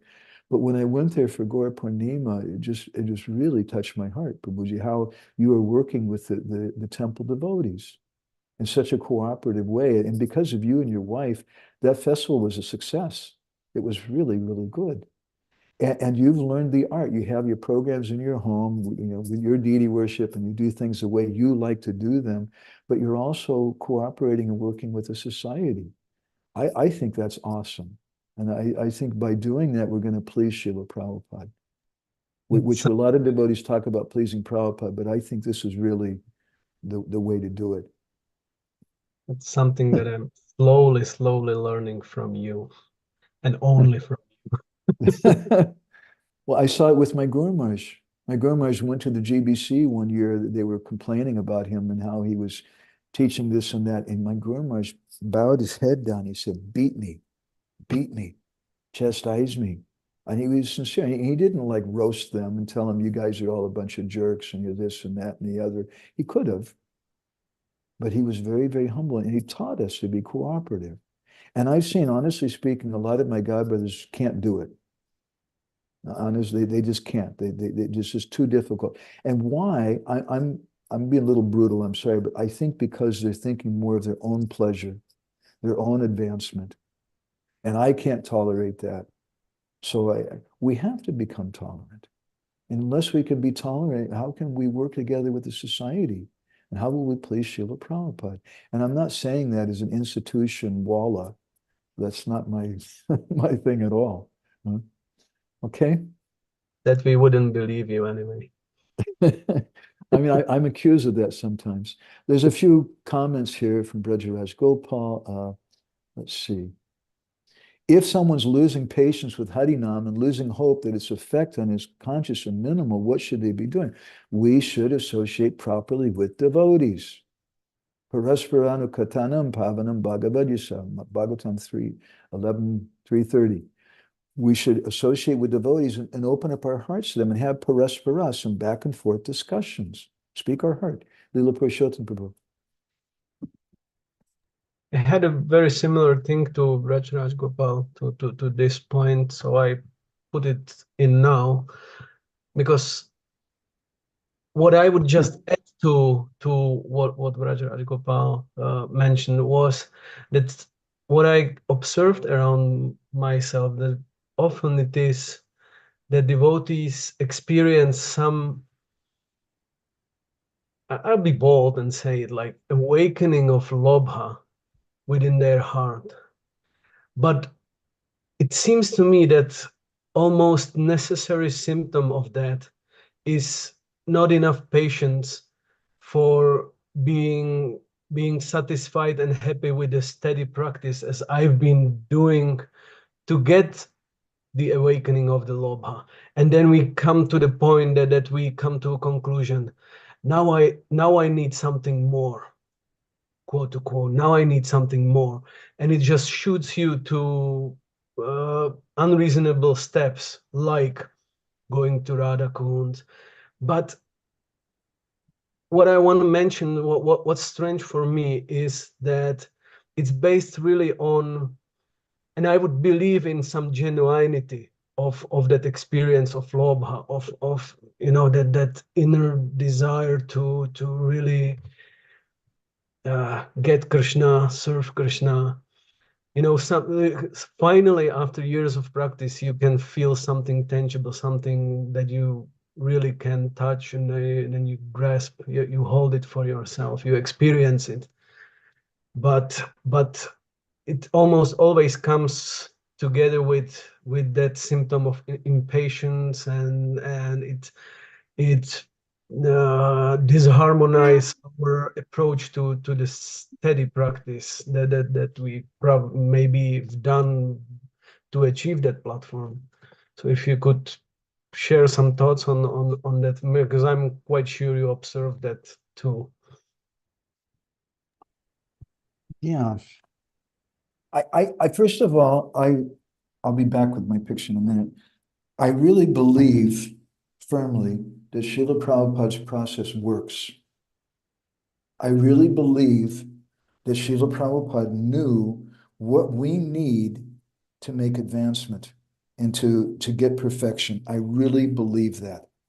I may not have faith all the time in all the leaders and the way that people are doing some things or their understanding of Shastra and the process, but I have firm faith in what Prabhupada gave. And I want to follow that. So I don't know, is that helpful? Not fully. I would like to dive a little deeper into that phenomena, why this experience of awakening of lobha comes almost, at least I can see it very often, with that impatience for results, or and that's why you come to a conclusion, maybe the Siddha-pranali Diksha is the next step needed. Okay, yeah, thank you. I had to use the bathroom. I was having trouble concentrating. So we know from Rupa Goswami's Bhakti Rasamrita Sindhu that there's such a thing as bhava bhas, that someone may have some kind of feeling, some lobha, but to speak of lobha, we may have bhav, due to association with devotees or association even with books. I mean, you read, some Govinda Lilamrita, and damn, you feel some, but that may be bhava bhas. It's just some temporary thing. It's still, Rupa Goswami says it's good fortune, but it doesn't last. It's just something which is there for a little while. And at the same time, Vishnu Chakravarti Thakur, and I think it's his Raghavartma-candrika, you could correct me. You're probably familiar with this. He speaks about different devotees who are doing bhajan, and some persons, they have some taste for bhajan, some lobha, they have some taste, some ruchi, but they can't tolerate. They can't tolerate when somebody is singing in a wrong key. They can't tolerate if somebody doesn't pronounce the words properly. That's Vishwanath's Madhurya Kadamini, Madhurya Kadamini, yeah, exactly. Of ruchi, like one which depends on the quality of the ingredients and one which Yeah, is not. Vaisheshik or something or other, and the other. Yeah, so I think like that. I think that some devotees may have some bhava bhas or some lobha bhas, some shadow of that. And it's genuine in a way, and it's good fortune. But then they can't tolerate. And they don't, and I think they don't really have full faith in Prabhupada. Maybe maybe they don't have full faith in their guru. As Fakir Mahaprabhu was sarcastically speaking to us, sometimes he would comment, he would say that someone's saying that, oh, all I got from Gurudev is the holy name. I didn't get everything. I only got the holy name. And Fakir Mahaprabhu is like, oh my God, what are you thinking? The Sounds holy like name is everything. And this is the system that we've got, but we don't have faith in it. Like you're saying, we're always looking for some new toy or something. And Fakir Mahaprabhu's Diksha Guru, Kanapriya Goswami, he writes in one of his books I was reading that he's so much in the holy name. They used to call him Nampriya Thakur. He's very famous, knowing Siddhanta about the holy name. And he had Siddha-pranali in his line, but he didn't insist that everybody has to have Siddha-pranali. And one of the comments that he made, which I sometimes repeat, he said, it's just like the holy name is like air, or the holy name is like water, or the holy name is like grass. Grass, air, and water are common things. We don't think, that, wow, it's really nice that I can breathe. Unless we can't breathe, we don't really think about it. We just take it for granted. And a lot of times he says that things that are common with us, we tend to take them for granted, like the holy name. The holy name, everybody has the holy name. Everybody's chanting Hare Krishna. But how many devotees are chanting the Shinga Kavacha? Or how many devotees, are going and staying at Radhakund and have Siddha Pranali, and they want to add that extra thing. And I'm sorry, I'm just being really brutal. I think they don't really have firm faith. And I'm not advocating that devotees just take shelter of ISKCON. I think that's complete foolishness. How can you take shelter of ISKCON? What is ISKCON? Who is ISKCON?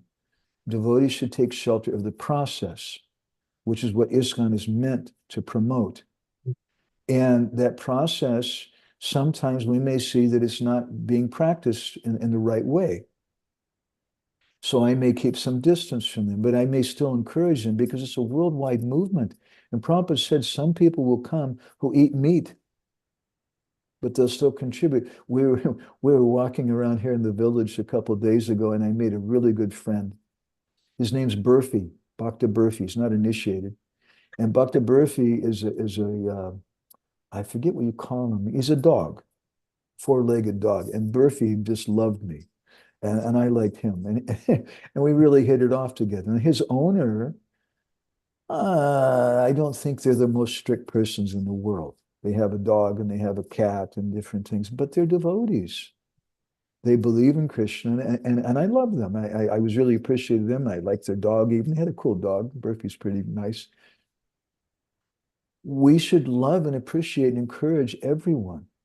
And this is a symptom of a great Vaishnav, is that he doesn't discourage anyone. Rather, they know the art of how to encourage everybody. I'm looking for something I read just recently. Let's see if I can find that. It's a really cool thing.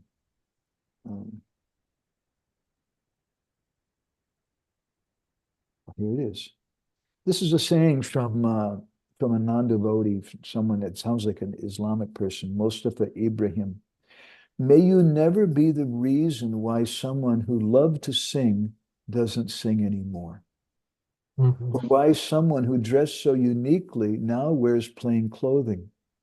Or why someone who always spoke so excitedly about their dreams is now silent about them. May you never be the reason someone gave up on a part of themselves because you were demotivating, non-appreciative, hypercritical, or even worse, sarcastic about it.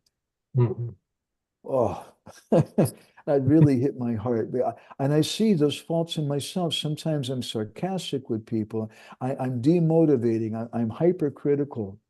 I'm not, and I saw with my Guru Maharaj, as Jagur was just saying, my Guru Maharaj was very diplomatic. And at the same time, when he sat down in the chair to speak Bhagavatam, then he would cut. And he told us like that. And he gave the example of Chaitanya Mahaprabhu, who sat and listened to Sarvabhauma Bhattacharya rant and rave about all of his nonsense philosophy for 7 days. And Mahaprabhu was just quiet. And finally, Sarvabhauma said, man, do you understand what I'm telling you? What do you think? And then when he was asked to speak, then Mahaprabhu spoke, and he spoke, and Guru Maharaj said, like a knife, it just cut. So when someone has faith in us, and even I've seen sometimes in public sanghas, sometimes devotees get together for a program, if they don't really have faith in me, or I saw my Guru Maharaj, he would go to certain temples and he would give class and not very much would come out. I saw Radha Govinda Maharaj, one of my favorite speakers on the Bhagavatam, give a class in Mayapur during the GBC meetings time. I was astonished to see him because he never speaks in English. He's giving class in English. And I was so excited to go.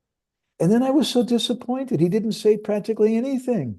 I know his classes. He's so substantial, but this class was just like, all that he did was, Vishwanath Chakravarti Thakur says, Prabhupada says, Rupa Goswami says, Jiva Goswami, he didn't say anything practically for himself. He just quoted other people.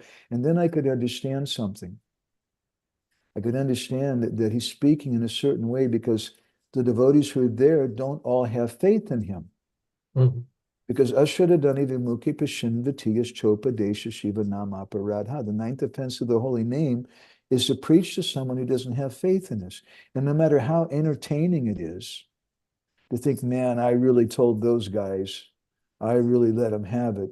As Roy Rogers in America, you don't know Roy Rogers, don't worry about it, you didn't lose anything. Roy Rogers once said, he who is convinced against his will is of the same opinion still. So what's the value of bashing someone and convincing them if you can't change their heart? So the real thing is that when someone has faith in us and they want to hear from us, then we can speak. Siddha Hari Prabhu, do you have something you want to share? Hare Krishna, Prabhu, thank you for your wonderful session. Grateful to you. I really appreciate how you have been taking one verse and speaking over it again and again, showing us different aspects of it. Thank you. Grateful to you. Hare Krishna. Thank you, Prabhu. Prabhu, I want to make a comment on one of the previous sessions and something on today's. One thing you mentioned in one of the previous sessions was that you didn't want to discuss some historical cases from our Krishna conscious movement of devotees who have so-called achieved the status of Bhava Bhakti or higher stages of Bhakti, because you were saying that how it is something which is really can't be seen from our perspective because we're much below than their standard. And if you try to make any kind of an analysis from our platform, then we may be setting a wrong standard. We may only see something external, not really internal, and then that's not really the thing to do. But I was reading CC, and then this same exchange which you mentioned today about Sarvam Bhattacharya and Lord Chaitanya Mahaprabhu, their Sarvam Bhattacharya's brother-in-law, he makes it a point. He tells to Sarvam Bhattacharya, Gopinathacharya, that if you see the symptoms of Mahaprabhu, they are self-evident that he is Supreme Personality of Godhead. So although, I mean, afterwards he also gives some Shastric proof. I have a desire to hear more about the great devotees, how great they are, how wonderful that they are, how they showed both internal and external symptoms of Bhava Bhakti. So I would like to make a request that if possible, to discuss some of these wonderful devotees and their characteristics as you have yourself experienced and seen. Even if there may be some faults in them, I would still like to hear them. It's very inspiring to hear that. Even if there's some faults in them. What if you were one of the devotees? I started glorifying Siddha Hari. Well, the truth is self-evident, so we don't glorify. I agree. The truth is self-evident. Everybody who knows you, they Yes, appreciate you. And then, that was my request, not necessarily a question. Yeah, okay. And my question was, regarding today, you mentioned how the reason we don't really get the mercy when we associate with their devotees is that we may have some duplicity. And a best way to really, I still don't understand how I can clearly be free from duplicity. I was wondering if you can give an example on it, that how we can reveal our heart to a great devotee and then get more deep association with them by giving some example. Because it's one thing to say it, but I'm not able to really understand it, what it Sure. really means to be Sure. free of duplicity in association of devotees. Okay. My Guru Maharaj gave some examples about it, simple examples, which may not be exactly the kind of thing you're looking for, but maybe they'll work. Let me just repeat what he said. He said that the duplicity means when you're a student in class and the teacher asks, so does everybody understand? And you don't understand, but you don't say anything because you're afraid you don't want to look like a fool. And therefore, you're cheating yourself. You should just raise your hand and say, I'm sorry, I don't understand. I'm the stupidest guy here in the class. Everybody else understands, but I don't. And then the teacher can explain it to you. Or he gave another example that you're sitting at a feast and they're serving out prasadam and they gave him sweets. And you took a sweet and they come around with more and you'd really like another sweet. But you tell them no because you don't want people to laugh at you and think that you're just an attached person. So it means that we should go to Guru because we don't even know what's right and what's wrong. Therefore, there's a prayer from Dhruva Maharaj. I don't remember the Sanskrit. He said that just as a father knows what's best for the son, so in the same way, you do what's best for me. I don't know what to ask for and what not to ask for. So when we approach Sadhu Guru like that, we really, really want Yasya Prasada, Bhagavat Prasada, Yasya Prasada, Nagati Katova. We really, really need the mercy of Sadhu Guru so much. But so many times I find that devotees forget about that and they talk some things at the lips about mercy, mercy, mercy, but they have their idea of getting mercy is just to chant a lot or go to the program. Their idea becomes, I'm going to enjoy something in Krishna consciousness. And I really got the mercy, man. It was great pizza prasadam. I really got some mercy. It was a rip-roaring kirtan. I really got some mercy. But mercy means when we touch the heart of a Vaishnava.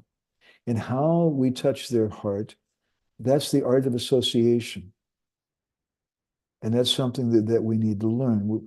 With one, we may speak in one certain way, and another, we may behave in another way, and it'll please them. But when we come close to the Vaishnavas, if we're looking at them, and Vishwanath describes this in one purport in the third canto of the Bhagavatam, that he says the function of the Sishya, the disciple, is to be anubhav, or following the mood of the Guru. And he says, well, how do you know what the mood is? If I go to Siddha-Hari Prabhu, and I say, Siddha-Hari Prabhu, tell us, what is your inner ecstasy and mood? What will you say? He just laughs, right? I don't have any inner mood, or, forget it, right? So you'll be cheated. If I go to a really wealthy person, maybe like Leela Purushottam, he's almost a billionaire there in Czech Republic, and I say, Prabhuji, how much money do you have? He's not going to tell me. And Vishwanath gives that example. So how can I understand the bhav then of Siddha-Hari, or how can I understand the wealth of Leela Purushottam? By watching them, by seeing how many servants Leela Purushottam Prabhu has, by seeing how the servants dress, by seeing how many cars Leela Purushottam Prabhu has, by seeing how many cars his servants have, by seeing, by seeing external things, I can understand some internal thing. But the real point is that I'm looking. I'm trying to understand. And yes, I'm seeing with my Panchagyan Indriya, and all I can perceive is Panchatan Matra. My knowledge acquiring senses, all I can see is something external. But it's the quality of sincerity. As St. Francis of Assisi once said, we're searching for that person who's searching. We're searching for the quality of searching. That's sincerity. That's what we're looking for. And so if I'm sincere and I want to understand the Vaishnavas, then I'll be slow and I'll deal with them in a gentle way. And I'll be looking all the time, oh, did they make a face when I said that? Did that not please them? And I'll get some understanding in that way. Is that helpful, Prabhuji? Siddha-Hari Prabhu? Yeah, but that presents another conundrum there when you're mentioning that, because it would imply, I mean, right now I'm in a place where I see my Guru Maharaj in some sense, has many disciples and is very far away from me. So for me to make such a close observation on a regular basis is not easy. And in another sense, I feel like I'm very much neophyte to this level where he is at. Can I really associate with him? I may need some like more stairs on the way, more like the Shiksha gurus or other kinds of support on the way in order to really observe him and really make an assessment there Well, too. you and I are very unfortunate. We're brothers. We're brothers of misfortune. And what is our misfortune that we're brothers in? That we never got to meet Srila Prabhupada. But does that mean that I can't understand Prabhupada's mood? I'm always searching, where is Prabhupada? What is Prabhupada's mood? And I'm hearing from different devotees. And different devotees see different aspects of him, like different faces of a diamond. And I'm listening carefully, and I'm also trying to hear how was Prabhupada moving, how was he eating, how was he sleeping, what was he doing, how he was translating all night. And I feel like I feel like I have some understanding of him. And we do the same thing with all of our previous acharyas. It's not that I have to have physical association with them. That's good. But you can hear about your Guru Maharaj, what your Guru Maharaj is doing. You can hear about what he's saying in class, what he's pushing, what he emphasizing, what he's doing. And you can understand something about his mood. And if it's required that we have more direct physical association, I've seen Krishna will make some arrangement if we're sincere. Either he'll give us association directly with our Guru, physically, or he'll send some other Vaishnava. And we'll meet our Gurudev through that other Vaishnava, because it's also a principle that's there. I want to go back to the question you asked at first about hearing stories of different Vaishnavas. First of all, Srila Bhaktisiddhanta, he comments in one place, I think we were reading this, that the Vaishnavas generally hide those things. But some Vaishnavas, their disciples, wrote about it, like in Chaitanya Charitamrita, like Gopinath Acharya spoke to Sarvabhauma. Gopinath Acharya is a follower of Mahaprabhu, and he revealed some of the qualities of Mahaprabhu. Of course, then Mahaprabhu might put his fingers in his ears and say, Vishnu, Vishnu, and go running away, as he often did. But we hear about Mahaprabhu through his associates and through his devotees. So what's stopping us from doing that? Well, there's something I'm very, very afraid of. I'll be really honest. I'm afraid. I'm afraid to speak about some of these wonderful devotees that I've seen and that I've heard about, because I'm afraid that if someone watches this video or something, then they're going to write something nasty. And they're going to say, yeah, that guy, I knew them. How can you say that about, and it's going to hurt my heart. They're going to do some Vaishnava aparad. And therefore, that's why the Satvata Tantra quoted in Hari Bhakti Vilas says that Gopayad Guru Matmana. You should hide your guru. Because, and then we see in our society, I'm on Facebook, man. I know what envy is like. I've seen the face of envy. It's always there. And that's why I wouldn't praise you. I wouldn't praise Leela Purushottam Prabhu or any ISKCON gurus or anything. Practically, even my own Guru Maharaj, over the years now, little by little, I'm posting some things from him, but I don't do it all the time because people become envious. And they'll say some nasty thing about, even sometimes they say nasty things about Prabhupada. So I'm very, very careful. We'll see. I don't want to refuse it's very hard for me to refuse anything from Siddha Hari Prabhu, because you're just such a gentle, sweet personality. But I'm afraid. That's all I can say. Hare Krishna. Leela Purushottam Prabhu wrote something, but first is Vrindavan Das Prabhu, Vrindavan Nath Prabhu. Sometimes our duplicity is so rooted, so deeply in our heart that even we ourselves cannot notice it. What to do in such a situation? Yeah, I mean, I'm convinced, man. I'm like, if I'm not an incarnation, I'm at least a Shakyavesh or something. You know, I'm very, very. I'm I'm a legend in my own mind. As the saying goes, I think so highly of myself. So what can I do? Huh? I fooled myself. I managed to fool all the devotees. They think, yeah, this guy is really something because he quotes a couple verses or this or that. I've managed to fool the devotees. But what's worse, I fooled myself. And I really believe it, that I'm such a spiritual person. So I need to go in association with devotees. And the sadhu makes us speak out what's in our heart. Srila Bhaktisiddhanta said. And then when we do that, he takes the knife and he cuts. And the word sadhu means someone who cuts. But sadhu doesn't cut just with anyone and everyone.